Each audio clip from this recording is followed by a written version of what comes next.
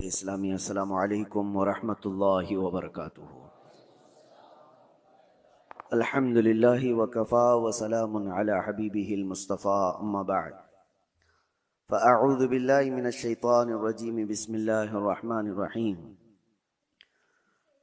या अय्युहल्लज़ीना आमनू कुतिबा अलैकुमुस सियामु कमा कुतिबा अलल लज़ीना मिन क़ब्लिकुम लअल्लकुम तत्तक़ून।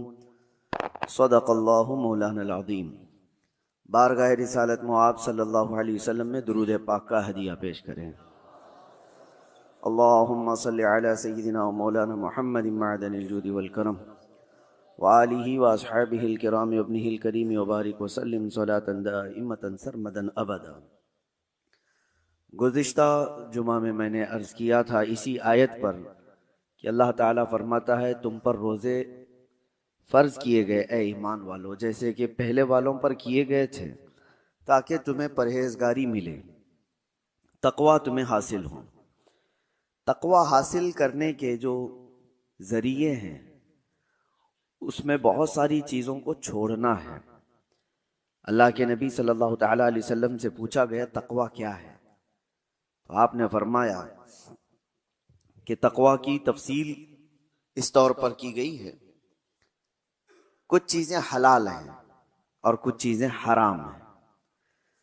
ये वाज़ेह है, हलाल भी सबको पता है, हराम भी वाज़ेह है, पता है, लेकिन इन दोनों के बीच में कुछ चीज़ें हैं जो मशकूक हैं, जिसके हलाल होने में या हराम होने में लोगों को शक है।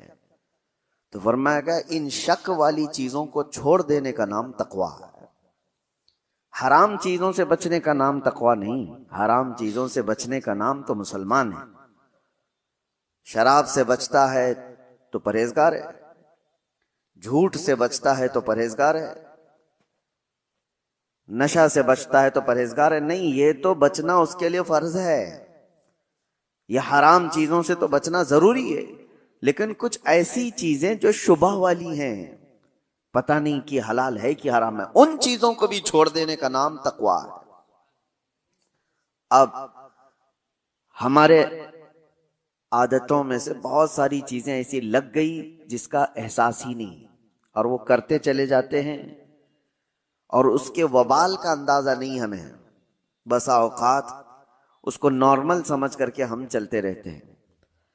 सबसे बड़ी तबाहियों में हमारे जिस्म से जो होती हैं, जुबान की तबाही है। तकवा के हासिल करने में मेन रुकावट बन जाती है जुबान।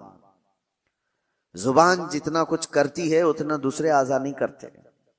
इसीलिए फरमाया गया कि सुबह उठते ही सारे आज़ा, हमारे जितने जिस्म के पार्ट्स हैं, ये सब जुबान से पनाह मांगते हैं कि तू अगर सलामत रही, खामोश रही, तो हम सब सलामत रहेंगे, और अगर तू बहक गई तो मार हमको भी पड़ती है। जुबान से गाली किसी को दिया, लेकिन कोई जुबान को नहीं मारता, दूसरी जगह पड़ती है।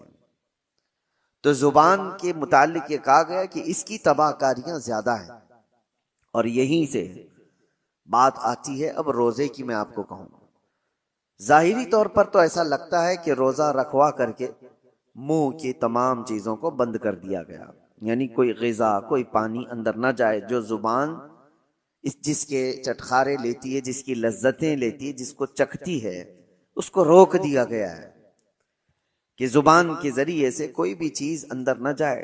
इसको खामोश रखना है, सुबह से लेकर शाम तक खाने पीने की कोई चीज इससे ना गुजारो। तो जाहिरी तौर पर तो ये लगता है कि खाने पीने की चीजों से इसको रोक दिया गया, तो और आप रुक भी जाते हैं, बहुत अच्छा है।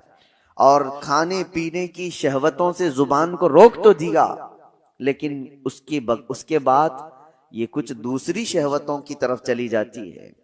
जुबान से बेहयाई की बातें करना, गाली देना, गीबत करना, चुगली करना, अगर इससे वो ना बच पाई तो फिर खाने पीने वाली चीजों से बचने का कोई मतलब नहीं रह जाता। जुबान की दो गलाजतें हैं, एक वो खाने पीने की हराम लज्जतों की तरफ से अगर उसको दी जाए तो एक खराबी वो है, और दूसरी वो है कि इस जुबान से लोगों को जख्मी किया गया है, तो वो बड़ी गलाजत है। उससे अगर नहीं बच पाता आदमी, तो खाने पीने से अपने आप को बचा करके क्या फायदा क्या है। हदीस पाक में मिलता है, हुजूर पाक सल्लल्लाहु अलैहि वसल्लम के पास दो लड़कियों की शिकायत लाई गई थी। शिकायत क्या, फरमाइश कि शाम होने से कबल वो बहुत बेचैन और बेकरार थी, क्या उनको, जैसे हमारे यहाँ कहा जाता है, रोजा लग गया। दो लड़कियों के बारे में इजाजत मांगा गया कि इनको जल्दी इफ्तारी की इजाजत दी जाए, इसलिए कि इनका हलक सूख गया और ये बेकरार हैं, बहुत तड़प रही हैं भूख और प्यास से। हुजूर पाक सल्लल्लाहु ताला अलैहि वसल्लम ने पूछा, कौन है? फलां फलां है। नबी करीम सल्लल्लाहु ताला अलैहि वसल्लम ने देखा और इरशाद फरमाया, वो क्यों बेकरार हैं? उन्होंने तो रोजा रखा ही नहीं, वो तो रोजा रखी ही नहीं, वो दोनों क्यों तड़प रही हैं? तो कहा नहीं या रसूल अल्लाह सल्लल्लाहु अलैहि वसल्लम, वो तो रोजा थी, रोजा रखी थी। कहा उनको बुलाया जाए। दोनों आई तो वो सूखा चेहरा, निढाल जिस्म, लेकिन हुजूर पाक सल्लल्लाहु ताला अलैहि वसल्लम ने एक बर्तन मंगवाया और उनके सामने किया। कहा इस बर्तन में अपने हलक में उंगली डालो और कै करो। एक वो रोजा रखने वाला जिसका पेट सूख चुका है, उल्टी क्या है? जो सुबह से शाम तक कुछ खाया ही ना हो तो उल्टी क्या करेगा? लेकिन नबी पाक सल्लल्लाहु अलैहि वसल्लम ने जब फरमाया तो उन लड़कियों ने अपने हलक में उंगली डाली और जैसे ही कै करना शुरू किया, उल्टी, तो गोश्त के कच्चे टुकड़े बाहर आने लगे, ताजे ताजे टुकड़े उस बर्तन में भर गए। तो उन लड़कियों ने देख करके वावेला मचाया कि हमने तो गोश्त खाया भी नहीं था, ये आया कहां से? हुजूर पाक सल्लल्लाहु ताला अलैहि वसल्लम ने फरमाया, क्या फलां जगह पर बैठकर तुम मोमिना औरतों की गीबत नहीं कर रही थी, उनकी बुराइयां नहीं कर रही थी? और अल्लाह ताला ने कुरान पाक में फरमाया, अयुइबु अहदुकुम अन याकुल लहम अखीहि मैता, जो अपने भाई की गीबत करता है, क्या वो इस बात को पसंद करता है कि अपने मरे हुए भाई का गोश्त खाए? ये आम सी बला हो गई है जिसको हम हल्के में लेते हैं, आम सी बला है। खास तौर पर औरतों में भी महफिलें सजती हैं बाज़ाब्ता, अगर उनका थोड़ा सा खाली वक्त मिल गया तो उस खाली वक्त को वो सारी गीबतों के नजर कर देती हैं। फलां बगल के औरतों का क्या हाल है, फलां रिश्तेदार औरतों का क्या हाल है, सास का क्या हाल है, बहू का क्या हाल है, ननद का क्या हाल है। ये तमाम चीजों की गीबतों के दरमियान उनकी पूरी महफिलें खत्म हो जाती हैं। इसीलिए फरमाया गया कि इस जुबान को रोकने के लिए अल्लाह तबारक व तआला ने तुम पर रोजे फर्ज किए ताकि तकवा हासिल करो, और तकवा हासिल करने के लिए सबसे बड़ी रुकावट है ये जुबान। सईदना अबू बकर सिद्दीक रदी अल्लाह तआला पूरे दिन भर उनसे कोई दो जुमले सुन लेता तो बड़ी बात होती, और आप अपने मुंह के अंदर कभी कभी कंकरियां रख लेते थे। कोई कुछ पूछता तो मुंह की तरफ इशारा फरमाते कि मुंह में कुछ है। तो बात ज्यादा ना करने के लिए आप, हालांकि कौन सी गलत बात करने वाले थे, वो रसूलुल्लाह सल्लल्लाहु ताला अलैहि वसल्लम के जानशीन हैं, उसके बावजूद अपनी जुबान को बचाने के लिए पूरा पूरा दिन अपने मुंह को बंद रखते। और हकीमों ने यही फरमाया, जो खामोश रहता है उसकी इज्जत बढ़ा दी जाती है। मन सकत नजा, जो खामोश रहा वो नजात पा गया। और अक्सर ऐसा होता भी है कि मेरे आका सल्लल्लाहु ताला अलैहि वसल्लम ने जुबान को पकड़ करके भी फरमाया था, मैं यदमनु बैन लिहयैहि वमन व बैन सुदगै, मैं यदमनु बैन लिहयैहि व बैन सुदगैहि अदमन लहुल जन्नह। हुजूर फरमाते हैं, दो रानों के बीच में जो तुम्हारा हिस्सा है शर्मगाह, और दो जबड़ों के बीच में जो तुम्हारी ये जुबान है, ये दो चीजों की हिफाजत की जिम्मेदारी ले लो। हुजूर फरमाते हैं, मैं तुम्हारे जन्नत में जाने की जमानत देता हूं। दो चीजों की हिफाजत, और ये दो चीजों को आप सोचें कंपैरिजन किससे है?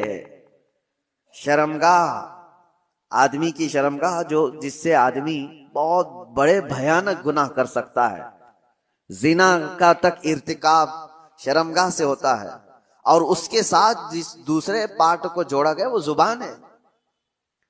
यानी जितने खतरनाक गुनाह शर्मगाह से होते हैं, उसी अंदाज से गुनाह तुम्हारी जुबान से भी होते हैं। एक बात मैं आपको बताऊं, शर्मगाह जिना कर सकती है, गलतकारियां कर सकती हैं, लेकिन शर्मगाह कुफ्र नहीं करती। कुफ्र जो है जुबान करती है, कुफ्र जो है वो जुबान करती है, शिर्क जुबान करती है, शर्मगाह नहीं करती। इसीलिए बाज उलमा ने कहा कि शर्मगाह से भी ज्यादा जिल्लत वाली कभी कभार पाठ या कोई अजू बनता है तो वो जुबान बन जाती है। अल्लाह का इनकार करने वाली जुबान, रसूलुल्लाह सल्लल्लाहु तआला अलैहि वसल्लम की तमाम निशानियां देख करके जुबान से उनके खिलाफ बोलने वाली जुबान, इस्लाम के खिलाफ भोंकने वाली जुबान, ये वो जुबान है जो शर्मगाह से भी ज्यादा खतरनाक है। और आपके जिस्म के अंदर, आपके मुंह के अंदर जो जुबान है, आप खुद उसको फैसला करें कि किस हद तक सही है और किस हद तक गिरी हुई है। अरब में एक बात कही जाती है, जराहतुस सिनान लहल तियाम वला यल्तामु मा जरहल लिसान। तलवार से दिया हुआ जख्म सूख सकता है, जुबान से दिया हुआ जख्म कभी नहीं सूखता। जिसको जुबान से आपने कभी तानो तशनी किया, गाली दिया है, उसके दिल को छलनी किया है, वो बरसों तक उसका जख्म दिल के अंदर रहेगा, वो मुंदमिल नहीं होता। चाकू से काटा हुआ जख्म थोड़े दिनों के बाद सही हो जाता है। इसीलिए कहा गया कि जुबान की अपनी हिफाजत करो। रोजा उसके लिए सबसे बेहतरीन रिहर्सल था। रोजे में इसीलिए हमारी जुबान को रोका गया। अब दो चीजों की तरफ मैं आपको इशारा करता हूं। इस जुबान की दो शहवत है। शहवत क्या है? बुराइयों की ख्वाहिश। इसकी दो शहवतें, एक खाने पीने की शहवत जुबान के अंदर है, यानी इसको जो चटखारे लगे हैं ना, जो लज्जतें लगी हैं, उससे कम पर ये राजी नहीं होती। जो तुमने लजीज चीजों की इसको आदत डाली, उससे कम पर यह राजी नहीं होती। यही तो बात है कि बच्चे आज घर में कुछ सब्जी बना दो, देखो फिर कैसे बवाल करते हैं, ये क्या है, खाना है कोई, निकल गए। क्योंकि जुबान को उन्होंने किसी लज्जत की आदी बना दिया, उनको बगैर वो चीज के मिले हुए। उससे भी बढ़ करके जो लोग शराब की लज्जत इसको दे चुके हैं, वो उससे कम पर भी राजी नहीं होती। क्यों नहीं छूटती शराब लोगों की? इसलिए कि जुबान की शहवत है। और ये जुबान की शहवत पर जब बंदा कंट्रोल नहीं करता, तो वक्त ऐसा आ जाता है कि फिर वो हराम भी नहीं देखती, हलाल भी नहीं देखती। यही तो बात है। लोग आज जिस तरह से बाहर खा रहे हैं, जो मिले वो सब खा रहे हैं। उनको नॉनवेज चाहिए, तो ये देखना भी नहीं है कि हलाल है कि हराम है, बस जुबान को उसकी लज्जत चाहिए। आज तो इतना कॉमन हो गया, मैंने इससे कबल शायद आपके दरमियान ही बयान किया या तफसीर में अर्ज किया था कि रिज्क की कितनी ज्यादा अहमियत इस्लाम में दी गई है, कि तुम्हें अल्लाह ने पाक चीजों पर रखा है। इसलिए कि रिज्क जब खराब जिस्म के अंदर जाता है, तो सिर्फ तुम्हारे आमाल खराब नहीं होते, तुम्हारी नस्ल भी खराब होती है। सिर्फ तुम्हारे आमाल तक नहीं रहता, तुम्हारी नस्ल तक भी जाता है। तो ये आज जो दौर है, पूरी दुनिया तुमको हराम परोसने के पीछे लगी हुई है। अरे खिंजीर का गोश्त तक परोस दिया जाता है। और लोग, अब वो तहकीक वाले लोग नहीं रह गए, जो मिल गया वो खा लिए। पहले तो ये होता था कि हम अपनी नॉनवेज चीजें, गोश्त वगैरह की चीजें कहीं भी चलते फिरते नहीं ले लेते थे। मुतय्यन जगह से, जहां से हमें यकीन हो कि अल्लाह के नाम पर ज़बह किया हुआ हो, तो वो हम खा लेते। लेकिन आज उसका एहतमाम लोगों ने बंद कर रखा है। और अब हमारे यहाँ तो हलाल सर्टिफिकेट पर तो वैसी भी पाबंदी लगा दी जा रही है। और जो लोग देते थे उनका भी कोई भरोसा नहीं था कि यह हलाल किस तरफ से कहा जा रहा है। मैंने सुना घर बैठे लोग अब नई नई कंपनियों से ऑर्डर कर देते हैं। याद रखना, उनके हलाल होने का कोई यकीन नहीं।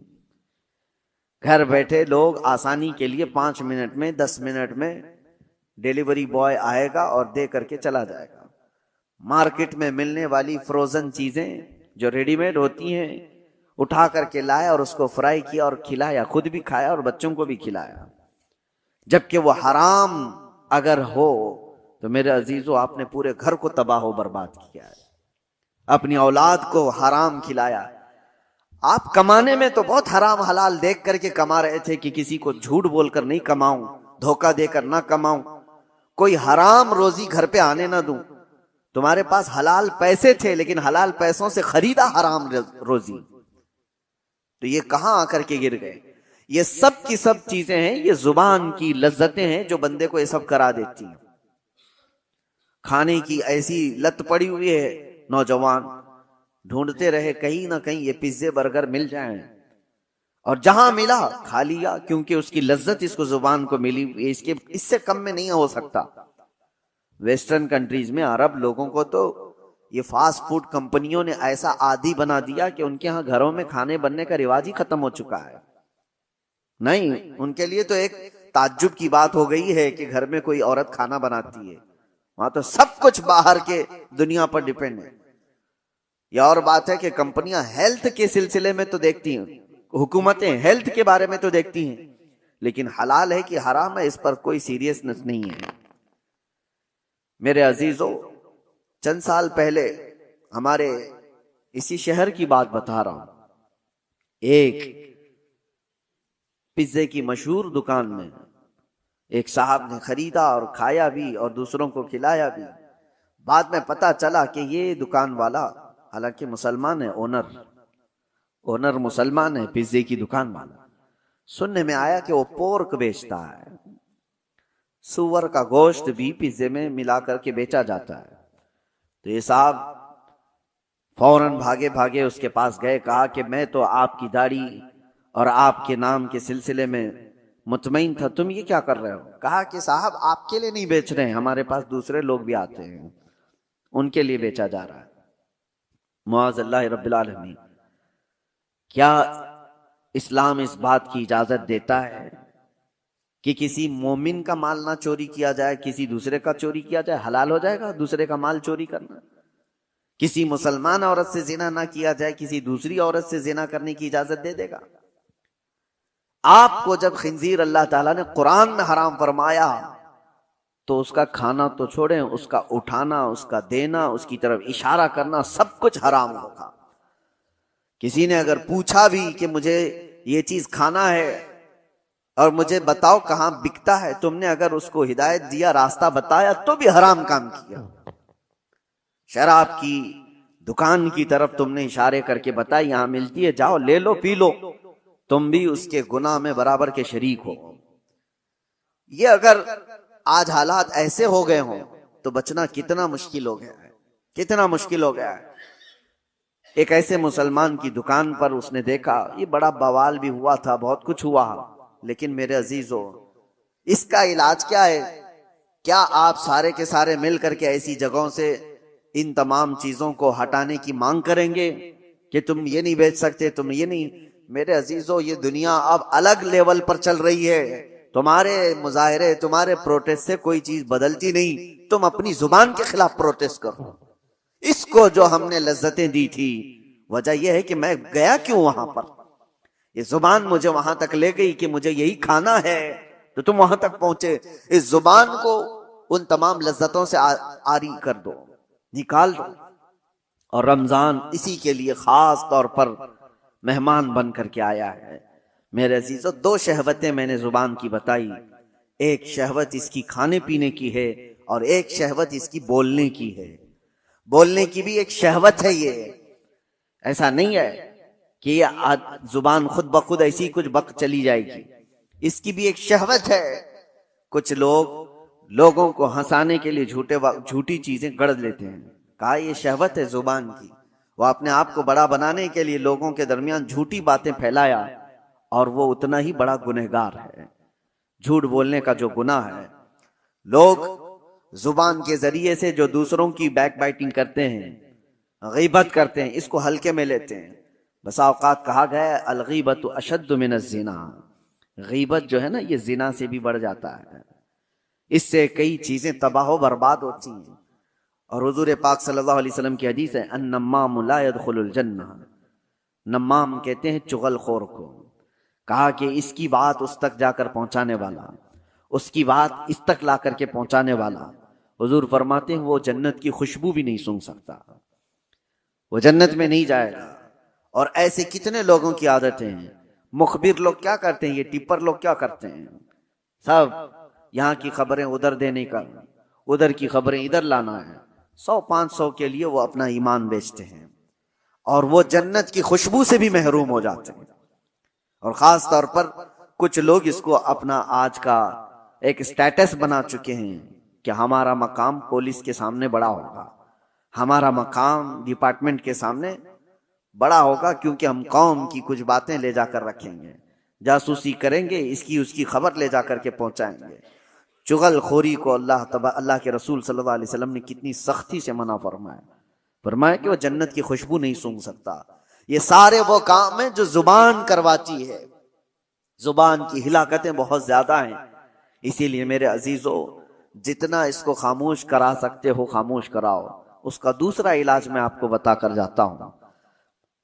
इमाम गजाली रहमतुल्लाह ताला अलैह ने फरमाया, बसा औकात किसी इंसान की जुबान शैतान का पेशाब खाना भी बन जाती है, शैतान की पेशाब खाना बन जाती है।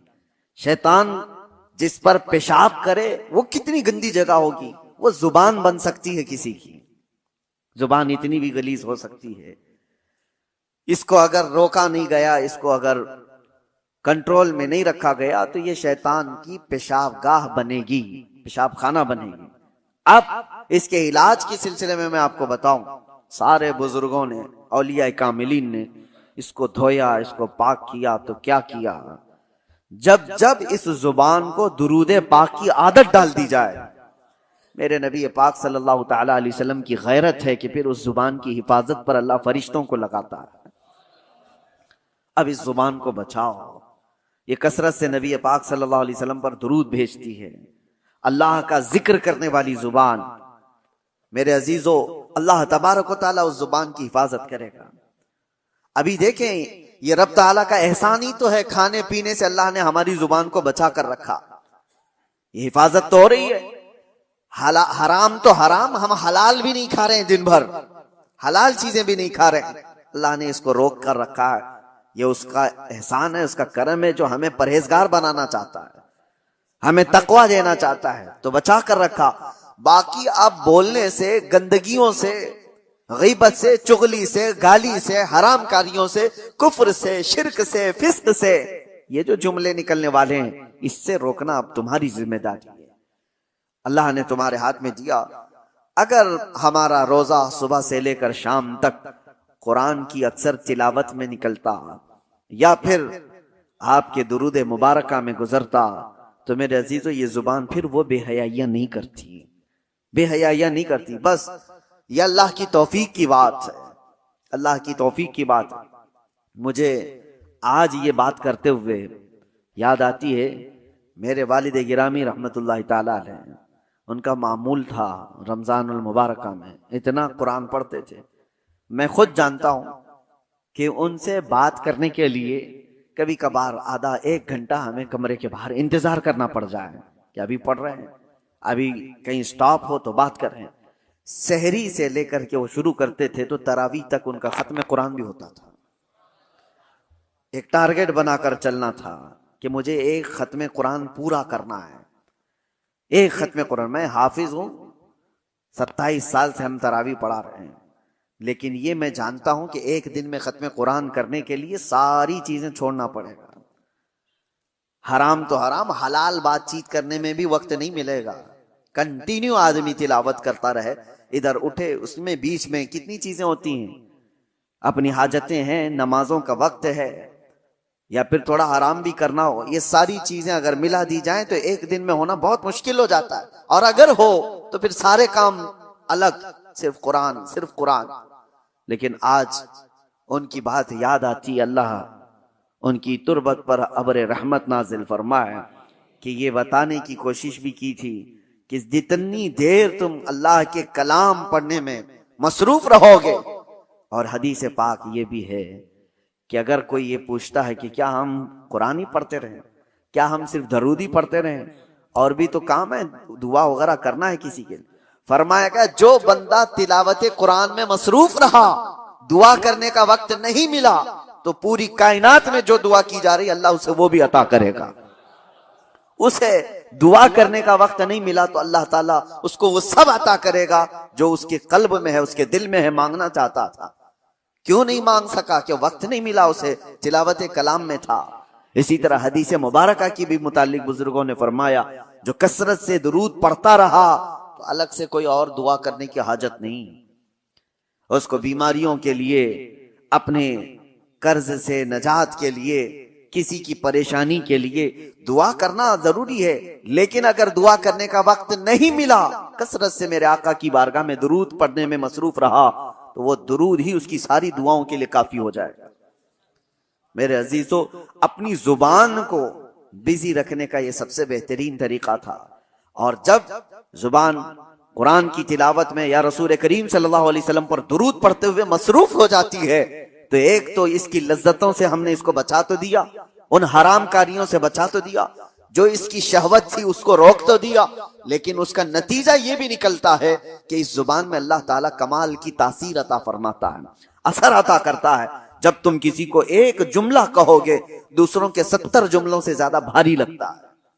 ये जुबान का असर होता है कि किसी के यहां घंटों कोई चीज कही जा रही हो, वो असर नहीं करता, लेकिन तासीर वाले की जुबान से एक जुमला निकले, वो असर कर जाता है। आखिरी बात, सरकार सैयदना गौसे आजम अब्दुल कादिर जिलानी रदी अल्लाह ताला जब बयान करते थे तो 70,000 से कम का मजमा नहीं होता था। और मजमा ऐसा कि आपका बयान खत्म होने से पहले कितने तो बेहोश हो जाते, कपड़े फाड़ लेते, कई मर्तबा तो जनाजे उठाए जाते। लोगों की रूह निकल गई। किस वजह से? रिक्कत ऐसी तारी हुई, खौफे खुदा ऐसा तारी हो गया। गौसे पाक के बयान का असर था। एक बार आपने अपने बड़े साहबजादे हजरत अब्दुल जब्बार से कहा कि आज तुम बयान करो, हम बैठते हैं। वो बयान करते रहे, काफी देर तक इसी तरह सन्नाटा रहा।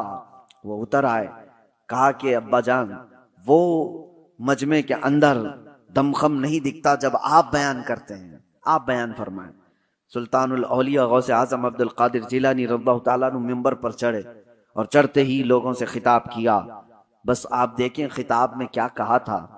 कहते हैं गौसे पाक, ऐ लोगों, आज मेरे घर में एक अजीब हादसा हुआ। अब्दुल जब्बार की माँ यानी मेरी बीवी मेरे लिए दही जमा कर रखी थी एक मट्टी की हांडी में। गर्मियों के दिन थे, मेरी भी खाने की ख्वाहिश थी। मैं भी थका हारा घर पहुंचा था और मेरी बीवी कई दिन से उस दही को जमा कर रखी थी, लेकिन अभी करीब था कि मैं खाने के लिए बैठूं, एक बिल्ला आया घर में और पंजा मार दिया और उस हांडी को ऐसा पंजा मारा कि हांडी फूट गई और दही पूरा बह गया और वो बिल्ला उस पर चाट करके चला गया। ना मैं खा सका, ना मेरी बीवी खा सकी। इतना कहना था गौसे पाक का, लोग धाड़े मारकर रोने लग गए और आहवजारी करने लग गए, बहुत रोने लग गए। क्या था इसमें? क्या गौसे पाक ने अपने घर का किस्सा बयान किया, इसमें रोने की बात क्या थी? अरे दही गिर गया, मटका फूट गया, इसमें क्या रोने की बात थी? मेरे अजीजों, वो अहले दिल लोग थे और गौसे पाक की जुबान से निकलने वाले जुमले ये घर के किस्से नहीं सुनाए जा रहे थे, बल्कि गौसे पाक उनको इशारे में ये बता रहे थे कि इंसान की जिंदगी ऐसी होती है, माल जमा करता है, जमा करता है, जमा करता है, जब खाने का वक्त आता है तो मलकुल मौत रूह निकाल लेता है। मलकुल मौत उसकी रूह निकाल लेता है और खाना वैसे उसका जमा किया हुआ सब पड़ा रह जाता है, जैसे मेरे घर में मेरा दही पड़ा रह गया, हम खा ना सके। ये गौसे पाक आखिरत की बात याद दिला रहे थे और लोग धाड़े मारकर रो रहे थे। ये तो बात हुई मेरे अजीजों उन लोगों के मजमे की, लेकिन साथ में मैं आपको एक बात ये भी बताऊं, वजह यह है कि जिस जुबान से ये जुमले निकल रहे थे वो सुल्तानुल औलिया की जुबान है। जुबान का असर होता है, जुबान का असर होता है। मिसाल के तौर पर मैं आपको बताऊं, बंदूक की गोली बहुत असर करती है, बहुत असर करती है। बंदूक में रख करके अगर मार दिया गया तो हो सकता है किसी की मौत हो जाए, लेकिन वही 50 ग्राम की गोली अपने हाथ में लेकर किसी को मारो, ज्यादा से ज्यादा थोड़ी सी चोट आएगी, क्या वो असर करेगी? हाथ से आप मार रहे हो किसी को गोली लेकर के, ऐसी फेंक दिया जैसे कंकर या पत्थर को फेंकते हैं, किसी को कुछ करेगी? ज्यादा से ज्यादा जो उसका वजन है उतना चोट पहुंचाएगी, कुछ नहीं होगा।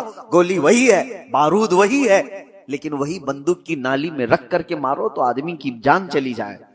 ये बात आपको इसलिए मैं बता रहा हूं कि जुबान का असर होता है। बात यही है कि आम वो बंदा जिसने जुबान को बेहयाई में रखा है, उसकी उन बातों का वो असर नहीं होता। हाँ, वही एक अल्लाह के वली की जुबान से एक जुमला निकल जाए, वो हजारों की दिलों में असर कर जाता है, असर कर जाता है। यही तो महबूब इलाही की बारगाह में एक शख्स ने आकर के अपने घर की कमजोरी और गरीबी की शिकायत की थी। मेरी बेटी की शादी है, कुछ भी नहीं है मेरे पास माल। और आपने कहा ठीक है, जाओ बाहर से कुछ ढेले पत्थर मिल जाए तो ले आओ। 3 ढेले ले आया, छोटे छोटे से। आपने 3 बार कुल हुवल्लाहु अहद पढ़ा, दम कर दिया, कहा ले जाइए। बाहर जाकर देखता है तो वो सूना बना हुआ। कहा इसको बेच ले और अपने घर की जो गुर्बत है उसको दूर कर, अपनी बेटी की शादी कर ले। जाहिर सी बात है, वो तो 3 टुकड़े सोने के ले गया, कंकरियां जो भी थी, शादी हो गई सारी चीजें, लेकिन फार्मूला तो हाथ में मिला था। मट्टी को, ढेले को सोना कैसे बनाया जाता है उसने तो सामने खड़े खड़े देखा था। और उसके बाद घर में बहुत बड़े बड़े ढेले जमा कर लिया, बड़े बड़े पत्थर ला करके बैठा, और उसके बाद वही कुल हुवल्लाहु अहद पढ़ना शुरू किया। 3 बार पढ़ा, फूंक मारा, 3 बार पढ़ा, फूंक मारा। वो ढेला ढेला ही, वो पत्थर वैसा ही। उसने सोचा फिर क्या पढ़ा था उन्होंने, 1000 बार पढ़ लिया, वो कुछ नहीं बदला। दूसरे दिन वो आया, महबूब इलाही से पूछा कि आपने उस दिन मुझे जो ढेले को सोना बना के दिया, क्या पढ़ के दिया था? कहा कुल हुवल्लाहु अहद का सूरा 3 बार। कहा मैं तो 1000 बार पढ़ा, वो ढेले बदल ही नहीं रहे। तब आपने फरमाया तू जिस जुबान से पढ़ रहा है वो और है, मैं जिस जुबान से पढ़ रहा हूं वो और है। जुबान का असर होता है मेरे अजीजों। इस जुबान को जब लज्जतों से बंदा बचा लेता है, अल्लाह उस जुबान में वो असर अता करता है कि जब बंदा फिर किसी को कहे तो दिल में पार हो जाए, और जब बंदा अल्लाह की बारगाह में भी अर्ज करे तो अल्लाह उसकी जुबान की भी लाज रखता है, उसकी जुबान को बेवजन होने नहीं देता। बस अब ये रमजान सबसे बेहतरीन मौसम है, इस जुबान को पाक कर लो, खाने पीने की लज्जतों से भी और बेहयाइयों की भी लज्जतों से। जब ये जुबान पाक हो जाए तो अपने इस जुबान को आदत डाल लो मेरे मुस्तफा करीम की बारगाह में कसरत से दुरूद भेजने की। और एक बात मैं बताकर रुखसत होता हूँ, हजरत सईदना सुलेमान जजूली रहमतुल्लाहि तआला अलैह बहुत पाए के बुजुर्ग हैं, जिन्होंने दलाइलुल खैरात शरीफ लिखी है। दलाइलुल खैरात दुरूदों के मजमुए का एक ऐसा हिस्सा पूरी दुनिया में आज मशहूर है। जितने दुरूद थे सबको उन्होंने जमा किया, और दलाइलुल खैरात पढ़ पढ़ करके कितने वो लोग हैं जिनको अल्लाह ने विलायत अता फरमाई, अल्लाह के वली बन गए। इसको लिखने वाले सुलेमान जजूली, क्यों लिखा उन्होंने वो बताते हैं। एक बार सफर में थे और रास्ते में शाम हो गई, असर हमने नहीं पड़ी थी, करीब देखा तो एक कुआं था। कुएं से पानी निकालने की कोई चीज है नहीं और हमें वजू करना है, और असर का वक्त जा रहा है, सूरज डूबने को है। देखा एक छोटी सी बच्ची करीब में आ रही थी, तो इन्होंने सोचा घर वगैरह होगा इसका। जल्दी से उस बच्ची को बुलाया, 10-11 साल की बच्ची। उससे कहा बेटी कोई पानी निकालने के लिए कुएं से चीज तुम्हारे यहां से मिल जाए तो ले आओ, ताकि हम पानी निकालें और वजू करें, नमाज पढ़ें। उस बच्ची ने कहा अच्छा इतना ही करना है आपको। तो वो करीब आई, कुछ पढ़ा और कुएं में थूक देती। जैसे ही उसका कुएं में थूकना था कि पानी जोश मारता हुआ ऊपर आ गया। कुएं का पानी ऊपर आया। सुलेमान जजूली कहते हैं हमने वजू कर लिया, देखा कि इस लड़की की करामत, और उससे हमने कहा अल्लाह की कसम देता हूं बेटी रुक जाना, नमाज पढ़ लेने दे, हमारी असर कज़ा ना हो जाए। असर की नमाज पढ़ने के बाद उस बच्ची से आप पूछते हैं बता तो सही क्या पढ़ करके तूने इस कुएं को इस तरह का हुक्म दिया? उसने, उस लड़की ने कहा कुछ भी नहीं, एक बार दुरूद पढ़ा था, एक बार दुरूद पढ़ा था। कहा एक बार दुरूद पढ़ा और कुएं का पानी जोश मारकर बाहर आया। उस बच्ची ने कहा बात दर हकीकत यह है कि मेरे वालिद ने हमें तरबियत ऐसी की, कभी हमने अपनी जुबान पर हराम ग़िज़ा को लगने नहीं दिया और कभी हराम जुमला जुबान से निकाला नहीं। फिर दुरूद पाक पढ़ा तो अल्लाह ने उसमें यह असर अता फरमाया। उसके बाद आपने पूरे दुरूदों का मजमुआ लिखा था। इसीलिए मेरे अजीजों जुबान को बचाओ, इसकी हिलाकतें बहुत बड़ी हैं। जब ये हिलाक करती है आदमी को तो काफिर बनाकर छोड़ती है। यही जुबान